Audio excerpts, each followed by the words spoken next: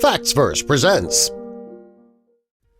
This astronaut discovered caches of treasure while up in space and kept them secret until his death. Leroy Gordon Cooper, also known as Gordo, was born in Shawnee, Oklahoma in 1927.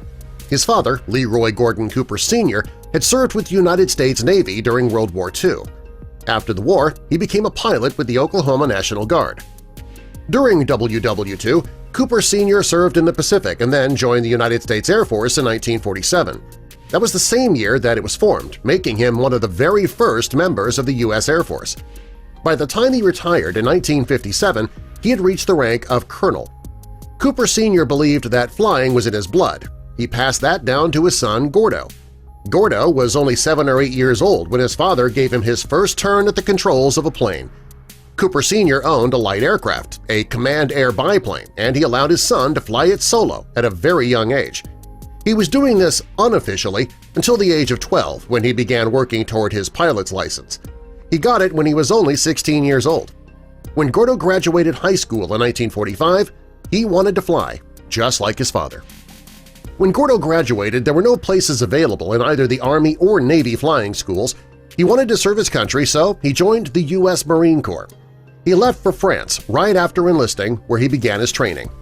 World War II ended shortly after he was posted, so he never got to see active service in the war, and he was a bit disappointed in that. He went on to the National Guard in Washington, D.C., and he was honorably discharged from the Marines in 1946. He moved to Hawaii, where he lived with his parents and enrolled in college. He still had flying in his blood, though, so he bought a Piper Cub plane. That same year, he met a woman named Trudy Olson at a local flying club, and they got married in 1947. Gordo still wanted to serve his country, so while in college, he joined the Reserve Officers Training Corps. In June 1949, he joined the U.S. Army as a second lieutenant. A few months later, he moved on to the U.S. Air Force, where he received flight training at various air bases, including Texas and Arizona. After completing his training, he was posted in West Germany in 1950. He was there for 4 years, flying F-84 Thunderjets and F-83 Sabres, where he reached the rank of Flight Commander. He returned to the U.S. in 1954 and enrolled at the U.S. Air Force Institute of Technology, AIFT, in Ohio. While in the AIFT, Gordo nearly died. He and his friend Gus Grissom were taking off in a Lockheed T-33 in 1956 when it suffered a power loss.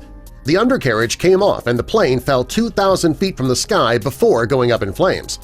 Fortunately, the pilots escaped from the wreckage unharmed. After the accident, Gordo graduated from the AIFT with a Bachelor in Science in Aerospace Engineering in 1956.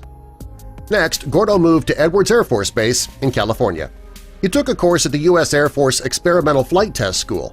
After graduating, he was assigned to the Flight Test Engineering Division.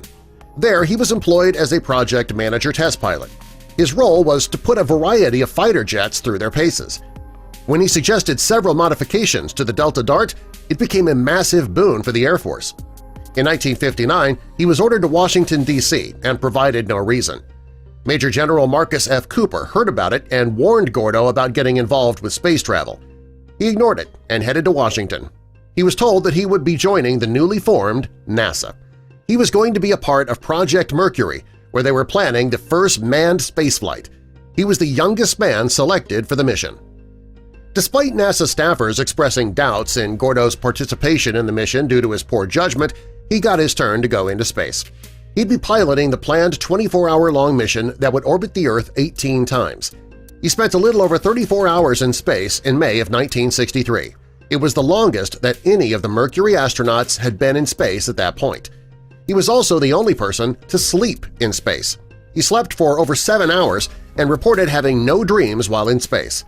While he was up there, there was a power blackout and the carbon dioxide levels and the temperature inside his spacecraft increased. He had to take control of his ship, using only the stars and his wristwatch to guide him. He managed to land 7,000 yards from where the aircraft carrier was to pick him up. In 1965, Gordo went into space on Project Gemini, where he was in space for 191 hours.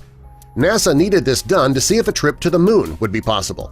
Gordo was part of the Apollo 12 mission, and he was the third man to walk on the Moon.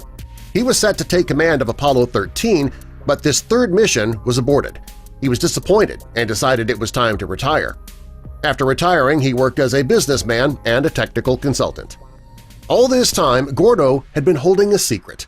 While aboard Faith 7, he was on a VERT mission to search for nuclear bases in the Caribbean. The government believed that they were being operated by Cuba and was supplied by missiles for the Soviet Union. While in space, he noticed several anomalies, but they were too small to be nuclear bases. He kept notes of these. He believed these small magnetic anomalies might be shipwrecks. After his mission, he started researching shipwrecks to see if they matched up with the locations that he had noted. He used that information to create a map of those wrecks, and he believed that he could have found treasure. Sadly, Gordo died in 2004 before he could use the map.